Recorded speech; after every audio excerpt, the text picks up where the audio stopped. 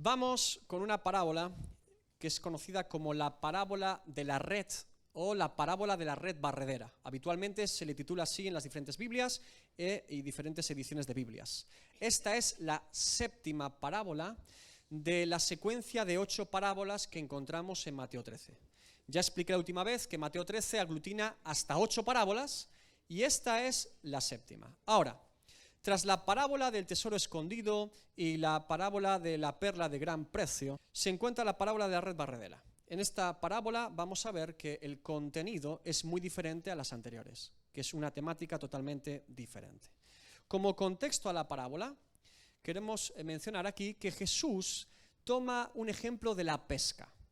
Y esto no es tan habitual en las parábolas de Jesús. Como les dije, habitualmente en las parábolas de Jesús él toma ejemplos de la edificación o de la agricultura.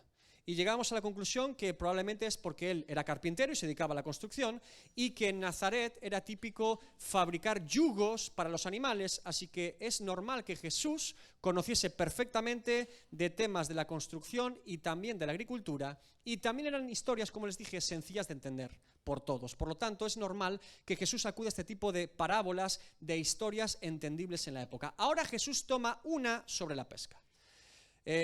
Cosas a tener en cuenta de por qué Jesús utiliza en este caso la pesca. En primer lugar, recuerden que Jesús tenía una casa, una base de operaciones de su ministerio en Capernaum. Esto ya también lo vimos. Y que Capernaum es una ciudad marítima, costera, del mar de Galilea. El mar de Galilea es el mar que los judíos habitualmente iban a la pesca, y este mar realmente no es un mar, es un lago grande. De hecho es así porque es de agua dulce, no de agua salada. Ahora, ¿por qué se le llama el mar de Galilea o mar de Tiberias?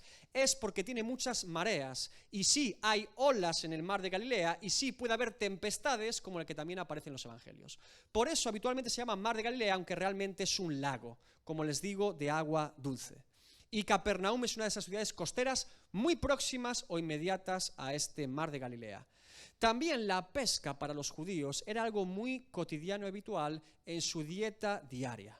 Recuerden que el pueblo de Israel en Canaán, en Palestina, tiene al oeste el mar Mediterráneo como frontera natural, y al este tiene el mar de Galilea, el río Jordán y el mar Muerto. Y evidentemente en el mar Muerto no se puede pescar nada porque está todo muerto, pero en el mar Mediterráneo y en el mar de Galilea sí es abundante la pesca.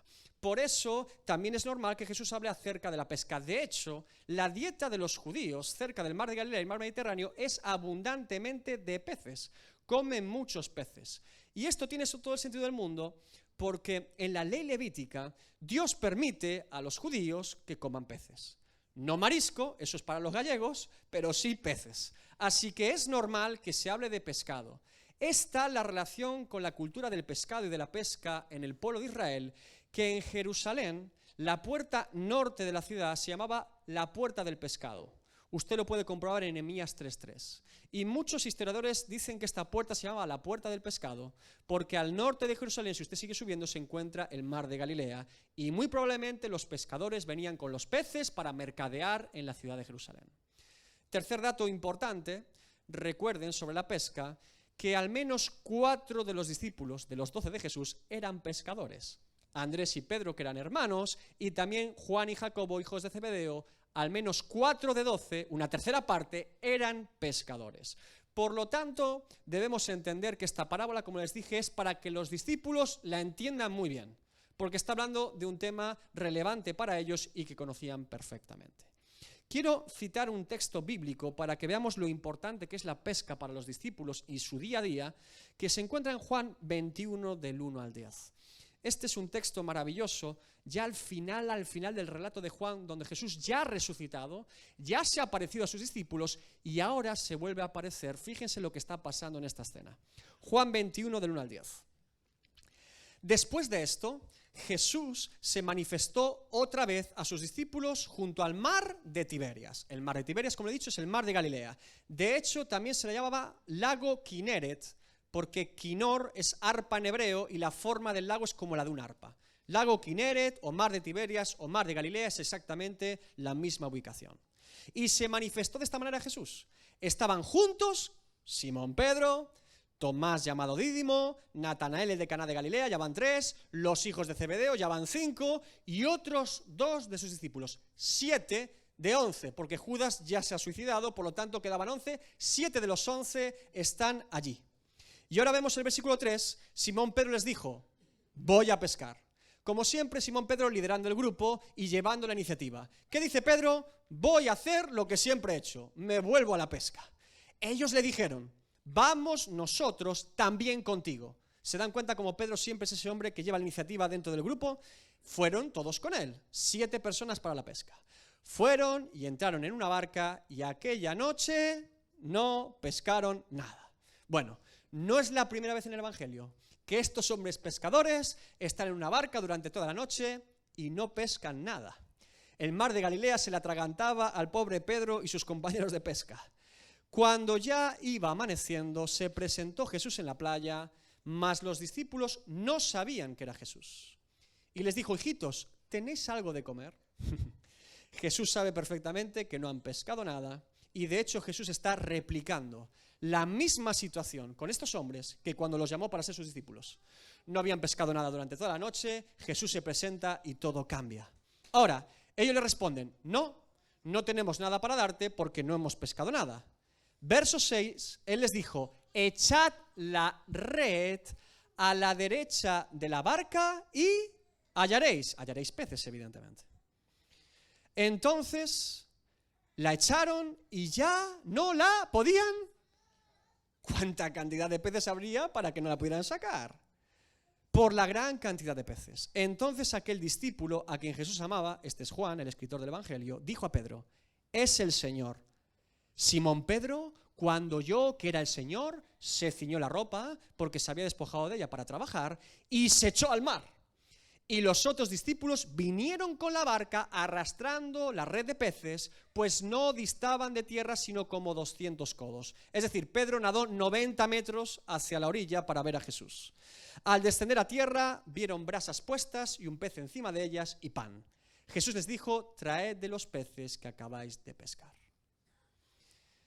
Como les digo, si Jesús le habla de pesca a unos pescadores, es porque evidentemente quiere que entiendan la parábola que les va a comunicar.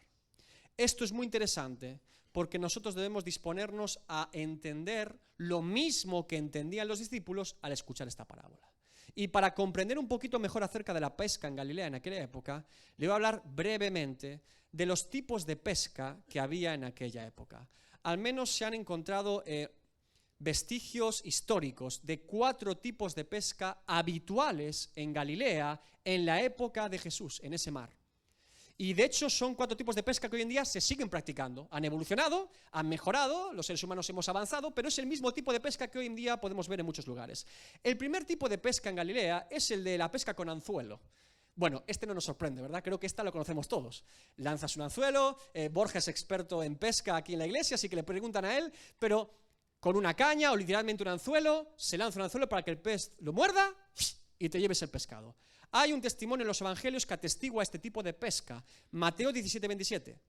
¿Recuerdan cuando Jesús está en Capernaum y llegan 2 hombres pidiendo el impuesto del templo, los dracmas?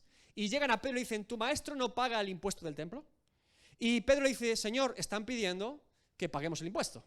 Y Jesús dice, ¿desde cuándo los hijos de Jerusalén, los hijos de Dios, tienen que pagar el impuesto? Tenían que ser los extranjeros. Jesús le responde, pero dice después, verso 27, sin embargo, para no ofenderles, ve al mar y echa el anzuelo. Y el primer pez que saques, tómalo. Y al abrirle la boca, hallarás un estatero, tómalo y dáselo por mí y por ti para pagar los impuestos del templo. Se dan cuenta aquí con la pesca en el anzuelo bíblicamente relatada. La segunda tipo de pesca es la pesca con tarraya. La tarraya es una red, la tarraya, de forma circular que tiene pesas en los extremos. Tú lanzas la red, la tarraya, donde hay un grupo de peces, la tarraya cae y envuelve a los peces, ¿sí? Una práctica habitualmente también hoy en día. La red con pesas que la lanzas para que donde hay un banco de peces, donde se presupone que hay un banco de peces, puedan quedar todos atrapados en el fondo y después levantar la red. Esta atarraya es precisamente lo que acabamos de leer en Juan 21. Porque cuando Jesús le dice, echa la red por el lado derecho, está diciendo, echa la atarraya, el banco de peces que no has encontrado en toda la noche está ahí. Y cuando lanzan la atarraya y la quieren levantar para la barca, no pueden, porque hay demasiada cantidad de peces. El tercer tipo de pesca es la pesca con red también, es el trasmayo. El trasmayo son diferentes redes combinadas que se utilizan para que los peces al pasar se queden enredados en la red. Este es el típico ejemplo de pesca que tenemos en la noche en el mar de Galilea, el que practicaban habitualmente los discípulos de Jesús. Iban con el trasmayo, lo ponían por la noche de modo sigiloso para que después los peces quedasen enredados. ¿Qué función tiene el trasmayo? Fíjense, es muy interesante porque en Lucas 5:4 dice, cuando terminó de hablar, dijo a Simón, boga mar adentro y echad vuestras redes en plural. Cuando se habla de varias redes se refiere al trasmayo. Y como le digo, esta es la típica pesca habitual en Galilea por la noche. Y normalmente se hacía con dos barcas. La primera colocaba el trasmayo como una fila larga y la otra se ponía del otro lado. ¿Y cuál era la función de la otra barca? Comenzar a hacer ruido y alborotar el agua para que los peces fueran directamente hacia el trasmayo y quedasen enredados.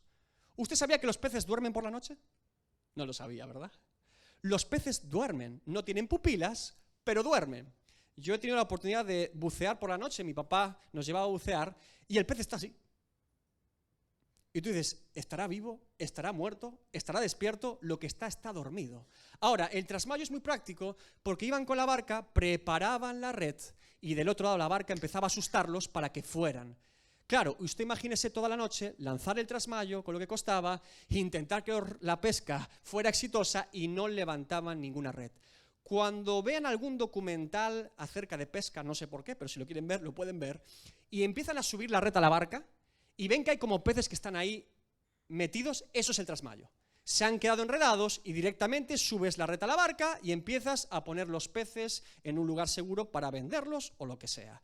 Bien, este trasmayo, como les digo, se ponía de forma sigilosa por la noche y se ponía para pescar en Galilea. Hay un cuarto tipo de pesca que se llama la red barredera. La red barredera, que es la que habla esta parábola, era una red en forma de U. Y se lanzaba, era la única que se lanzaba desde la playa. Unos hombres ataban fuerte la red, la ponían en una barca y la barca comenzaba a ir hacia mar adentro. Cuando llegaba a mitad del recorrido, daba la vuelta y volvía hacia la playa formando una U. Hombres del otro lado tomaban la red y juntos comenzaban a tirar y a tirar todo lo que había dentro de la red barredera, que barría desde la superficie hasta lo profundo todo lo que había dentro de ella. David, ¿por qué tanta información acerca de la pesca en esta mañana? ¿Te has vuelto pescador? ¿Te has puesto a pescar en vacaciones? No. Fíjense, como les digo, el contexto es muy importante para conocer mejor lo que Jesús va a decir a continuación. En primer lugar, nos sirve para entender una vez más que la palabra de Dios es precisa históricamente, porque todos los tipos de pesca que había en la época de Galilea son narrados con precisión en los evangelios. La palabra de Dios es precisa también históricamente. Y en segundo lugar, es importante entender qué tipo de red es la que está utilizando Jesús en esta parábola. Ahora vamos a leer la parábola. Mateo 13, 47 al 50. Asimismo, el reino de los cielos es semejante a una red que echada en el mar recoge de toda clase de peces. Y una vez llena, la sacan ¿a dónde? A la orilla, no a la barca, ¿se dan cuenta? Y sentados recogen lo bueno en cestas y lo malo echan fuera. Así será el fin del siglo, saldrán los ángeles y apartarán a los malos de entre los justos y los echarán en el horno de fuego. Allí será el lloro y el crujir de dientes. Vamos a la interpretación de la parábola. Asimismo, el reino de los cielos es semejante a una red. Jesús compara el reino de los cielos con una red barredera. Y como les digo, si solo leemos esta frase, no podríamos distinguir qué tipo de red. Pero conociendo los tipos de pesca y los tipos de red que se utilizaban para pescar, sabemos que si la tiran hacia la playa y la orilla es una red barredera. Ahora, esta red es echada en el mar para formar la U y recoge toda clase de... ¿Cuántas clases de peces? Todas. Quiere decir que hay más de una clase de pez, hermanos. Esto es importante. No todos los peces son iguales. ¿Se ha dado cuenta en la historia? No debemos confundir la unidad con la uniformidad. No es lo mismo estar unidos que estar uniformados. ¿Me está entendiendo? No es lo mismo estar unidos y en orden que tener todos la misma forma. La uniformidad es que todos seamos exactamente iguales, que todos seamos idénticos. ¿Se imagina? ¿Se imagina que todos vistiésemos igual? ¿Se imagina que todos orásemos igual? ¿Se imagina que todos tuviésemos la misma cultura? ¿Que tuviésemos el mismo color de piel? ¿Que la iglesia fuese uniforme? ¿Se imagina un cuerpo uniforme? ¿Que mi mano fuese como mi pie, mi codo fuese como mi cara? ¿Qué clase de cuerpo sería ese, verdad? El apóstol Pablo lo explica de forma magistral en 1 Corintios 12. Vamos a leer. Además, dice el apóstol, el cuerpo no es un solo miembro, sino muchos. Si le dijera al pie, porque no soy mano, no soy del cuerpo, por eso no será del cuerpo. Y si dijera la oreja, porque no soy ojo, no soy cuerpo, por eso dejará de ser cuerpo. Si todo el cuerpo fuese ojo, ¿dónde estaría el oído? Si todo fuese oído, ¿dónde estaría el olfato? Mas ahora Dios ha colocado los miembros, cada uno de ellos, en el cuerpo como Él quiso. Porque si todos fueran un solo miembro, ¿dónde estaría el cuerpo? Pero ahora son muchos los miembros, pero el cuerpo es uno solo. Ni el ojo puede decir a la mano, no te necesito, ni tampoco la cabeza a los pies, no tengo necesidad de vosotros. Antes bien, los miembros del cuerpo que parecen más débiles son los más necesarios. Y aquellos del cuerpo que nos parecen menos dignos, a estos vestimos más dignamente, y los que entre nosotros son menos decorosos se tratan con más decoro. Porque los que entre nosotros son más decorosos no tienen necesidad, pero Dios ordenó el cuerpo, dando más abundante honor al que le faltaba, para que no haya desaveniencia en el cuerpo, sino que los miembros todos se preocupen los unos de los otros. De manera que si un miembro padece, todos los miembros se duelen con él. Y si un miembro recibe honra, todos los miembros con él se gozan. Precisamente, la unidad y el orden de la iglesia se basan en que siendo diferentes y distintos, estamos unidos y coordinados por la cabeza que es Cristo. Por eso hay muchos peces. Si una persona en África o en la Polinesia o en Indonesia, en esta mañana, en otro lugar del mundo, adora a Dios en espíritu y en verdad como Dios demanda ser adorado, y ha confesado a Jesucristo como su Señor y Salvador suficiente, yo no conozco quién es, yo no sé su nombre, pero ese es mi hermano. Ese es mi hermano. Es parte del cuerpo de Cristo. No habla mi idioma, no entiende mi cultura, no tiene la misma liturgia que yo, pero ese es mi hermano. Ahora, el texto se amplía. Porque aunque la aplicación podría ser interesante para nosotros como creyentes, somos distintos, no se está refiriendo a una red que simplemente rescate creyentes. La red es mucho más amplia. La red es mucho más grande. No es para recoger creyentes y clasificarlos. Es para recogerlos a todos. Y una vez llena, la sacan a la orilla y sentados recogen lo bueno en cestas y lo malo echan fuera. Esta era la práctica común de la red barredera. Después de que los hombres tiraban la red hacia la orilla y todo quedaba expuesto hacia la orilla, comenzaban, se sentaban y empezaban a clasificar peces que eran aptos para el comercio, aptos para vender, y aquellos que estaban podridos, muertos o inservibles para ningún tipo de uso. Recuerden además que la red tiraba de todo, por lo tanto había desperdicios que no servían absolutamente para nada. Como podemos comprobar, la red no ha sido lanzada para recoger al pueblo de Dios. La red ha sido lanzada para recogerlo todo. Todos y todos serán recogidos por Dios. Todos seremos juzgados por Dios. Hebreos 9:27. Y de manera que está establecido para los hombres que mueran una sola vez y después de esto, el juicio. Romanos 14:11 al 12. Porque escrito está, vivo yo, dice el Señor, que ante mí se doblará toda rodilla y toda lengua confesará a Dios, de manera que cada uno de nosotros dará a Dios cuenta de sí. Y Eclesiastés 3:17, al justo y al impío juzgará Dios. Dios es el creador de todo y de todos. Nosotros no tenemos derecho de propiedad ni de pertenencia. Se lo diré las veces que haga falta, hasta que pueda calar en lo profundo de su ser. Nosotros, los seres humanos, no tenemos derecho de propiedad de absolutamente nadie ni nada. Es una mentira del humanismo, es un engaño, una falacia. Nuestra vida no es nuestra. Ninguno de nosotros decidimos vivir. Fuimos nacidos. Nadie dijo quiero nacer. Nadie dijo quiero vivir. Nacimos. La vida nos fue dada, no es nuestra. Nuestra familia no es nuestra. Nadie escogió sus padres. Tampoco escogió sus hijos. ¿Algún padre fue a un catálogo del IKEA a decir cómo quería a su hijo? ¿Verdad que no? El niño nació y es así, ¿verdad? La vida fue dada. ¿Alguien escogió a sus padres? Me hubiera gustado tener unos padres mejores, pero ¿alguien los pudo cambiar? Eran los suyos, ¿verdad? Cada uno los suyos.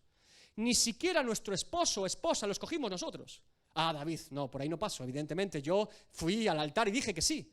Oh, por supuesto. ¿Acaso esa decisión fue solamente suya? Ella o él también tuvo que decir que sí. Podía haber dicho que no, y entonces no sería su esposo o esposa, ¿verdad? Ni siquiera esa decisión dependía solamente de usted. Y con todo, ¿quién determinó que esa mujer o hombre vivieran en su zona geográfica?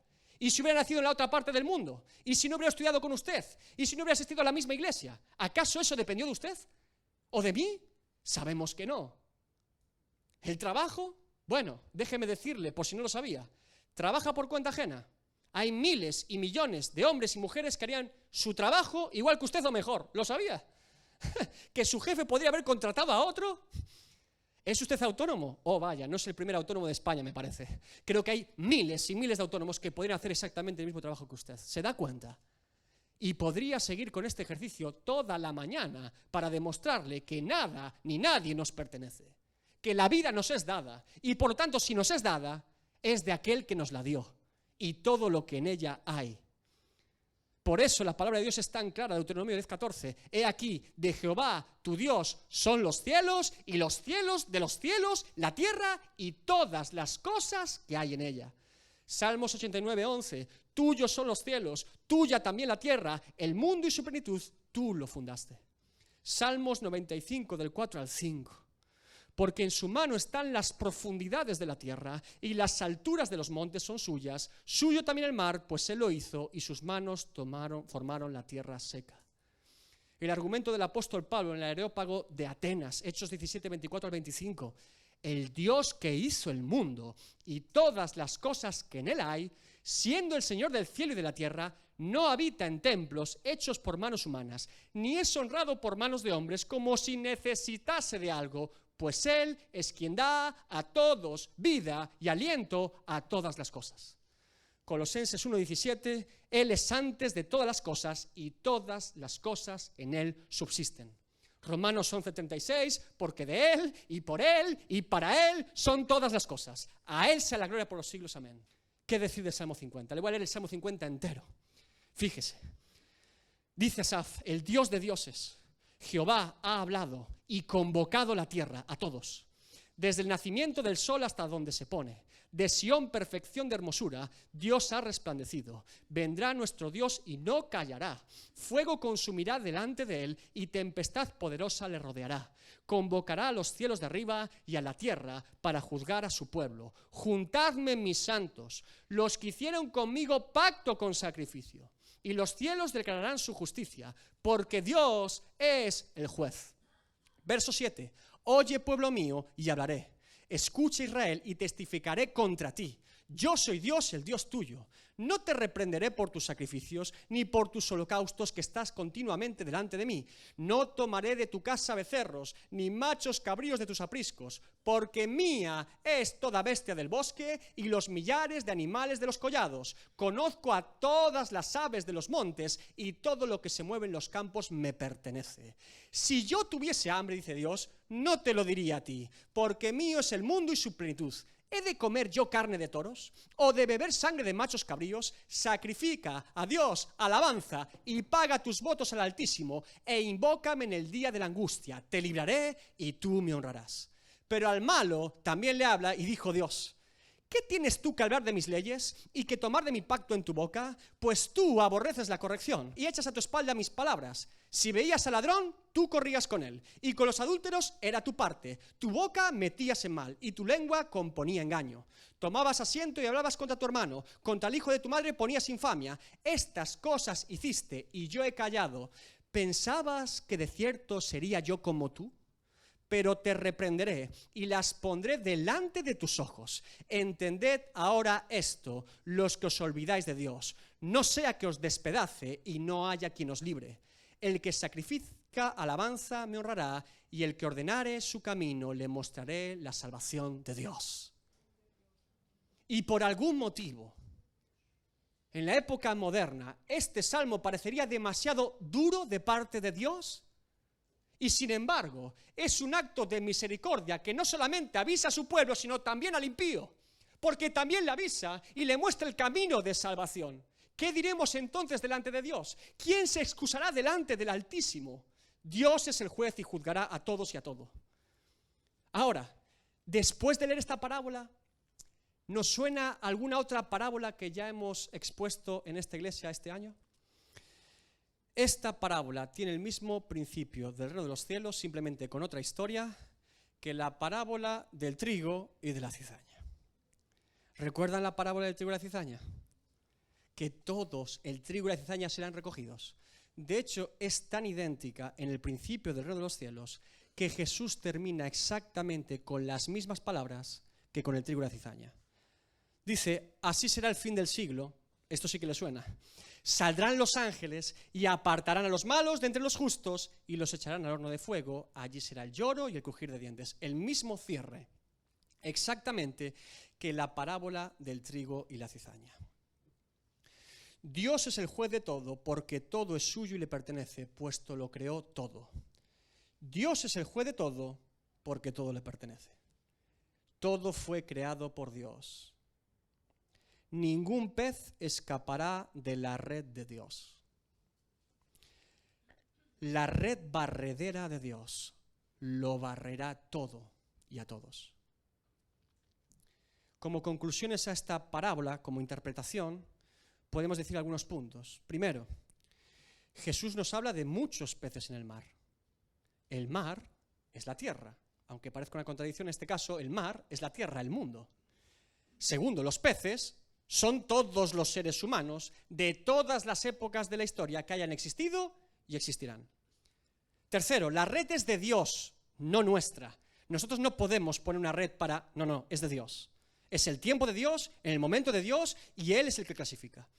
Cuarto, la variedad de peces es abundante.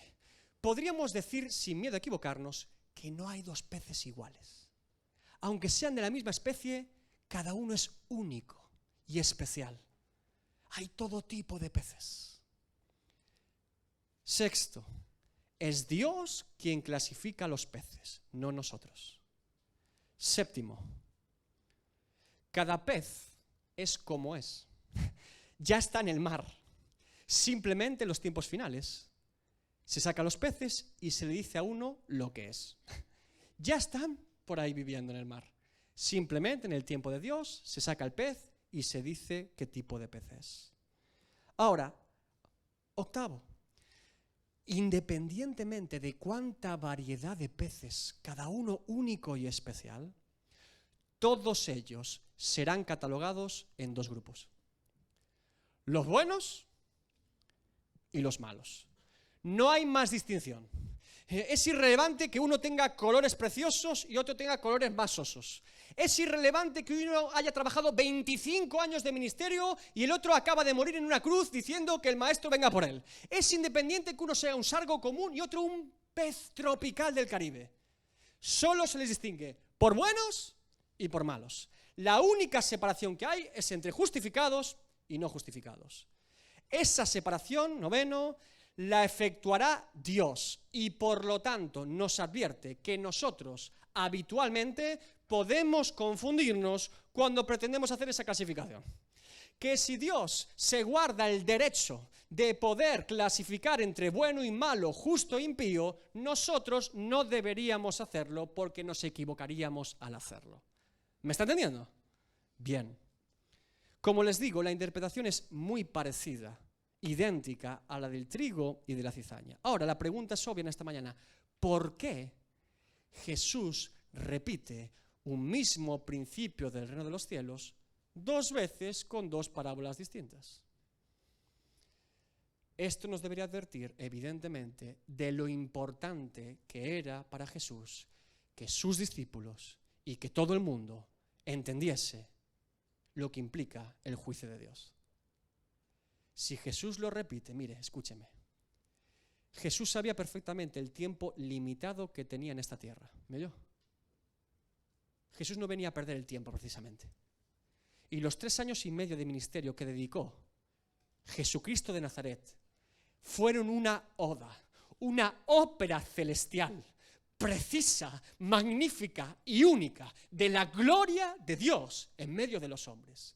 Cada segundo de la vida de Jesús era fundamental. Y si Jesús se toma la molestia de explicar 2 veces a sus discípulos la misma verdad, entonces esto debe ser muy importante para nosotros hoy, me parece. Debe ser fundamental entender entonces cómo será el juicio de Dios. No hay nada a la casualidad. No hay nada por azar en el reino de los cielos.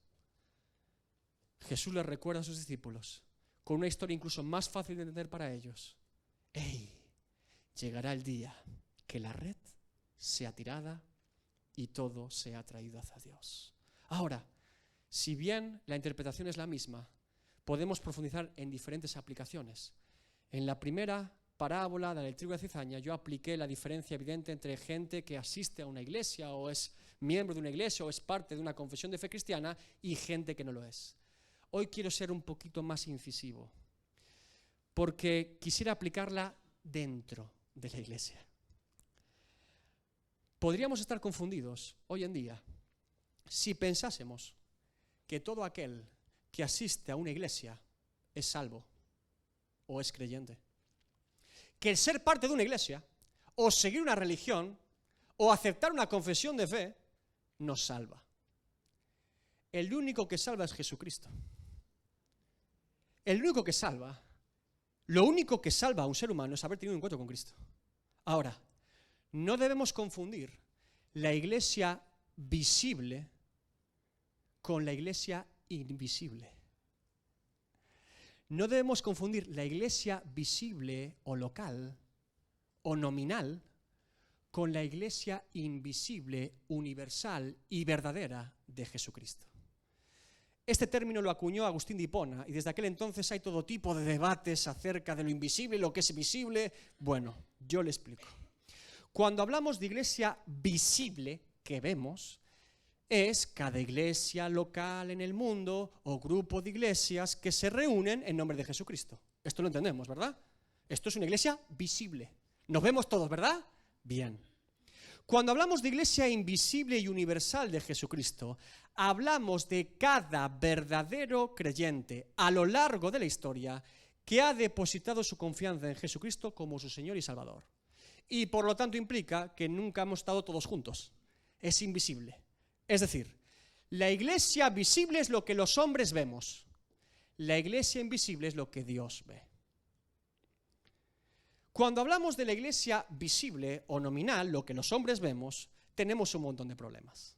Porque habrá muchas iglesias, Muchas denominaciones, incluso confesiones, católicos romanos, testigos de Jehová, mormones, adventistas, anglicanos, católicos ortodoxos, evangélicos reformados, evangélicos bautistas, carismáticos, pentecostales, independientes, y sumo, y todos ellos le dirán que son la iglesia de Jesucristo. ¿Ven el problema? Que ellos son la iglesia visible de Jesucristo, que son la iglesia verdadera. Todos ellos le dirán que lo son. Vaya usted a un templo del mormón y dirán, esta es la iglesia de verdad. Vaya usted, esta es la iglesia de verdad. Algunos, evidentemente, son más fáciles de distinguir que otros, porque simplemente concedidos a las Escrituras, muchos tropiezan como siempre en Cristo. De hecho, algunos son catalogados como sectas hoy en día. Sin embargo, como les digo, todos y cada uno de ellos le dirán que son la verdadera iglesia. Por eso, cuando digo iglesia visible, hablo de todas las religiones o confesiones de fe que dicen ser cristianos o depositar su confianza en Cristo. También incluyo la evangélica, La evangélica también es una religión. Ahora, no es tan sencillo distinguir los peces. No es suficiente por ver por qué puerta entra un pez cada domingo. Me temo que no es tan sencillo. Ni siquiera en una iglesia fundada por la predicación del apóstol Pablo y Apolos, probablemente los dos mejores predicadores del evangelio de la historia de la iglesia, Apolos y Pablo. La iglesia de Éfeso, fundada por la predicación de Apolos y Pablo, ni siquiera en aquella época se puede distinguir tan fácilmente lo que había dentro. Habían recibido el evangelio, habían escuchado el evangelio, habían sido llenos del Espíritu Santo, y aún así fíjense la advertencia de Pablo a los pastores de Éfeso, Hechos 20, 29 al 32. Porque yo sé que después de mi partida entrarán en medio de vosotros lobos rapaces, entrarán en la iglesia, que no perdonarán al rebaño. Y de vosotros mismos, los que ya estáis, se levantarán hombres que hablen cosas perversas para arrastrar tras sí a los discípulos. Por tanto, velad, acordándoos que por 3 años de noche y de día no he cesado de amonestar con lágrimas a cada uno. Y ahora, hermanos, os encomiendo a Dios y a la palabra de su gracia, que tiene poder para sobreedificaros y daros herencia con todos los santificados. Ya era una evidencia en la iglesia del primer siglo, la iglesia visible, que no todos los que estaban eran. Mire lo que dice Juan en su primera epístola, primera de Juan 2, 18 al 19. Hijitos, ya es el último tiempo, y según vosotros oísteis que el anticristo viene, así ahora han surgido muchos anticristos. Por esto conocemos que es el último tiempo. Salieron de nosotros, pero no eran de nosotros. Porque si hubiesen sido de nosotros, habrían permanecido con nosotros, pero salieron para que se manifestase que no todos son de nosotros. ¿Qué está diciendo el apóstol Juan? Lo que está diciendo el apóstol Juan es que en la primera iglesia, ya nada más comenzar, se había colado todo tipo de personas que con el pretexto de ser creyentes venían a la iglesia a ser todo menos creyentes. Engañadores, embaucadores, falsos maestros, gente corrupta que venía a destrozar y hacer daño a la grey. La pregunta es, ¿cómo salieron de ellos? Nunca se ha preguntado, dice que salieron. ¿Por qué creen que salían de ellos? Estaban con ellos, pero no eran de ellos y acababan saliendo de ellos. ¿Por qué? Yo le explico por qué. Porque en aquella época de la iglesia, como siempre debe o debería haber ocurrido en todo tiempo de la iglesia, cuando había uno de estos tipejos, uno de estos tipos de persona, se le amonestaba, se le exhortaba y si no atendía a cuentas, se le expulsaba de la iglesia. No se le permitía la comunión y se le expulsaba de la iglesia. Por eso ya no estaban con ellos, porque al detectar un falso maestro, un gnóstico, un montanista, uno de estos herejes continuos que blasfemaban el nombre de Jesucristo y que engañaban a la gente, los expulsaban inmediatamente. Así es como la iglesia primitiva operaba en aquel tiempo y así es como la iglesia siempre debe haber operado en todos los tiempos de la iglesia. Por eso, creo que el mayor error de la generación pasada de hombres de Dios en este país y en otros países, sin duda alguno, y lo digo con temor y temblor, hombres de Dios, muchos de ellos, no lo niego, gente de Dios, gente que impulsó la obra mucho más de lo que la gente podía pensar o soñar, porque Dios estaba con ellos, pero el mayor error de la iglesia moderna, de esta generación pasada y la que está presente ahora mismo activa, es el haber cedido a todo y a todos con el pretexto de estar unidos y de seguir creciendo. Todo vale. Hay que mantenerse unidos a cualquier precio y seguimos creciendo. El discurso de mantener a todos unidos a cualquier precio y hablar de crecimiento y crecimiento en la iglesia, en el movimiento de denominación a cualquier precio, es un error de la iglesia moderna. Es un error mayúsculo. Y la iglesia primitiva no lo cometió. Conferencias, plenarias, eventos, donde el hombre invitado estaba diciendo herejías y blasfemias directamente, detractores de la fe públicamente, y nadie los amonestaba. Pecados ocultos y no tan ocultos, y todos miraban hacia otro lado. El encumbramiento del hombre y del ministerio personal, y el abandono de la piedad, la humildad y la gloria de Dios, y que la noria siga rodando como si nada. ¿Para qué discutir? ¿Por qué ser tan duro?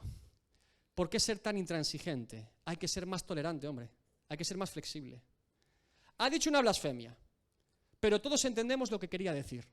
Ha dicho 4 herejías, pero parece una buena persona. No me gusta su mensaje. No diría que es el evangelio, pero tiene una iglesia muy grande. Supongo que Dios estará con él. Su énfasis del evangelio no es bíblico. Está gravemente errado doctrinalmente. Pero su iglesia es muy importante para el movimiento, no la podemos sacar.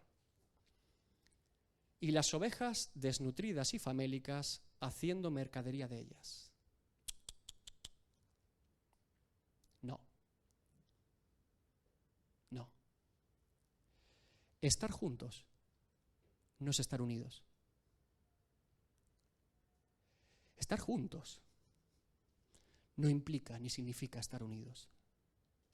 Hay matrimonios que llevan juntos durante décadas y jamás han estado unidos. Hay familias que permanecen juntas por generaciones y jamás han estado unidas. Hay iglesias que permanecen juntas y jamás han estado unidos. Hay denominaciones y movimientos de iglesia que permanecen juntas, pero jamás han estado unidas. El único que une un matrimonio, una familia, una iglesia, una denominación, lo que sea, es Cristo y para su gloria. El único capaz de unir, la única piedra angular, el único fundamento firme es Cristo. Y si Cristo no nos une, podremos estar juntos, pero no unidos. Podrán vernos juntos, pero será como el tiempo de los jueces y cada uno hará lo que bien le parece. La iglesia nominal o la iglesia visible de hoy nada tiene que ver con la verdadera iglesia de Jesucristo e invisible que solo Él conoce. Me es indiferente que digan que la iglesia visible crece, que somos más que nunca, que algo está cambiando. Oh, sí. Yo le diré lo que está cambiando. ¿Sabe lo que está cambiando? Nunca ha habido tanto secularismo, falsa doctrina, falso evangelio y falso cristianismo como hoy en día. Y la única diferencia es que hoy en día ya lo hacen públicamente. Antes tenía más vergüenza, ahora ya es público y notorio. Lo que ha cambiado es que ahora se hace a la luz del día, no en la noche, ya que todo el mundo lo vea. Sillas llenas de personas que no han entregado su vida a Cristo y piensan que sí. El error más grave de la iglesia. Iglesias que cuentan bautizados en un año y los suman al número de fieles, pero esa persona no sabía ni por qué se bautizaba ni por quién. Cuentan peces y ovejas y son tiburones y cabras. Cuentan ministros y siervos por tener una credencial o un título eclesiástico. Bueno, Judas Iscariote también tenía credencial, era de los 12. Demas también tenía credencial, era colaborador de Pablo. No sé si engañados o autoengañados, no lo sé, pero ni conocen a Cristo, ni quieren conocer a Cristo. Ni aman a Dios, ni aman su palabra. Y el mayor ejemplo del estado de la iglesia visible hoy en día, el diagnóstico claro, es que el pueblo de Dios, el supuesto pueblo de Dios, odia la palabra de Dios. La aborrece. No quieren conocerla, ni entenderla, ni leerla, ni escucharla. Por eso no la predican.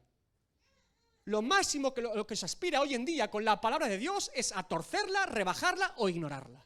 Lo máximo a lo que se aspira en la iglesia visible de hoy. Lo que intento explicarle, y aunque esto parezca un diagnóstico terrible, que lo es que hoy día, domingo, miles de iglesias visibles, con millones de personas en ella, se congregarán considerándose la iglesia verdadera de Jesucristo. Pero eso no los convierte en la iglesia verdadera de Jesucristo. Así de crudo es el diagnóstico. Pero escúcheme, no me he inventado la rueda. La palabra de Dios ya lo advierte.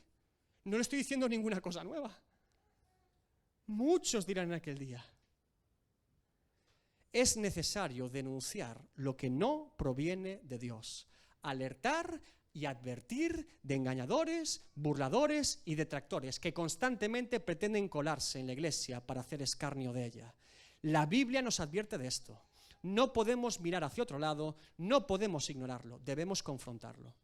Pero con todo, esta parábola de Cristo viene a darnos paz y seguridad a los hijos de Dios. Porque esta labor de confrontar y de exhortar no debe agriar nuestro corazón. Porque tenemos la confianza de parte de Dios que no será hasta el fin que Él mismo tome de la red y separe entre los justos y los impíos. Puedo descansar en la certeza y la verdad bíblica de que en última instancia, en el tiempo de Dios, será el Dios mismo quien haga la separación. Si algo deja claro la palabra de Dios es que Dios conoce a su pueblo. Lo conoce perfectamente. Que quien determinará y designará la separación de lo que es el pueblo de Dios y de lo que no es el pueblo de Dios es Dios mismo. ¿Y saben qué? Nadie engañará a Dios. Podemos engañar a los demás. Podemos engañar a un pastor. Podemos engañar a nuestra familia. Podemos engañarnos a nosotros mismos también. Pero no podemos engañar a Dios. De hecho, cada vez que el ser humano intenta o pretende creer que puede engañar a Dios, se está engañando a sí mismo. Dice el apóstol Pablo, Gálatas 6:7, no os engañéis, Dios no puede ser burlado, pues todo lo que el hombre sembrare, eso también segará. Como siempre, Dios se reserva para él su juicio. Él es el sabio, Él es el todopoderoso, Él es el justo, Él es el santo, Él es el creador de todo y de todos, Él es el juez. ¿Cómo debemos afrontar esta realidad como creyentes? El diagnóstico parece terrible. ¿Cómo debo afrontar como hijo de Dios esta realidad? Como le he dicho en varias ocasiones, no prediquemos el Evangelio para que la gente se pierda, ya están perdidos. Prediquemos el Evangelio como si todos los peces se fueran a salvar, aunque no todos se salven. La advertencia de Jesús a sus discípulos en la parábola del trigo y la cizaña y la parábola de la red barredera no es otra que la urgencia de predicar el Evangelio. Yo no sé qué tipo de pez eres, Dios sí. Yo te tengo que predicar el Evangelio. Yo no sé qué tipo de pez eres, Dios sí. Yo lanzo el anzuelo, la atarraya y el trasmayo para que puedas encontrarte con Cristo antes de que mi Señor lance la red barredera. El único mensaje que debe ser anunciado, el único énfasis bíblico con el cual se puede y se debe predicar el Evangelio es el mismo que tuvo Juan el Bautista, Jesucristo o el apóstol Pablo. Sin acepción de personas, sin prejuicios, sin limitaciones al poder de Dios para salvación. En el Areópago otra vez, en Atenas, Pablo, Hechos 17:30, fíjense. Pero Dios les dice, habiendo pasado por alto los tiempos de esta ignorancia, ahora manda a todos los hombres, en todo lugar, a todos los peces, de todas las generaciones, a todo rincón de la tierra, que se arrepientan. Arrepentíos y creed en el Evangelio. Esa es la máxima de la palabra de Dios. La red pronto será recogida. Ni tú ni yo nos evaluaremos a nosotros mismos ni a los demás. Será Dios quien nos evalúe a todos. Pero todavía la red no ha sido recogida. Es lo que te puedo decir. Y si la red no ha sido todavía recogida, entonces te leo 2 Corintios 6:2. Porque dice, en tiempo aceptable te he oído, y en día de salvación te he socorrido. He aquí, ahora, el tiempo aceptable. He aquí, ahora, el día de salvación. Salmo 50:15. Invócame en el día de tu angustia, te libraré y tú me honrarás. Ese es el llamado de la verdadera iglesia de Jesucristo. Ser luz, ser sal, ser atalayas, ser antorchas en medio de la oscuridad. Siempre que la fatiga de la vida cristiana llega a tu vida, siempre que el azufre huela tremendo alrededor tuyo, siempre que parezca que el mismo infierno se ha levantado en contra de predicar el evangelio, ser luz, ser testimonio a los demás, comunicar la verdad de Dios a otros, lee 2 de Timoteo 4, del 1 al 5. Este texto marcó mi vida cuando comenzamos el ministerio. Son las palabras de Pablo a su hijo espiritual Timoteo, poco antes de morir en Roma decapitado. Timoteo no era ese tipo de persona o pastor eufórico o con una gran personalidad, era más bien tímido. Fíjese la exigencia, el requisito, lo que le demanda Pablo a Timoteo. Esto es para todos nosotros hoy en esta mañana. ¿Es usted creyente? Escuche bien. Te encarezco delante de Dios y del Señor Jesucristo, que juzgará a los vivos y a los muertos, a todos, en su manifestación y en su reino, que prediques la palabra, que instes a tiempo y fuera de tiempo, redarguye, reprende, exhorta con toda paciencia y doctrina, porque vendrá tiempo cuando no sufrirán la sana doctrina, sino que teniendo comezón de oír, se amontonarán maestros conforme a sus propias concupiscencias y apartarán de la verdad el oído y se volverán a las fábulas. ¿Le suena de algo? Pero tú, sé sobrio en todo, soporta las aflicciones, haz obra de evangelista, cumple tu ministerio. Aleluya. Aleluya. Así es el evangelio de Cristo. El mundo se puede venir abajo, usted y yo no. El mundo puede blasfemar el nombre de Dios, usted y yo no. El mundo puede hacer lo que quiera, usted y yo no. Somos hijos de Dios. Predica el evangelio, sé evangelista, cumple tu ministerio. El don que Dios te ha puesto, hazlo. Sé luz y sal. Sé iglesia de Jesucristo. Para que el día que Dios lance su red y los traiga a todos para sí, pueda decir: buen siervo fiel, en lo poco fuiste fiel, en lo mucho te pondré. Ponte de pie esta mañana.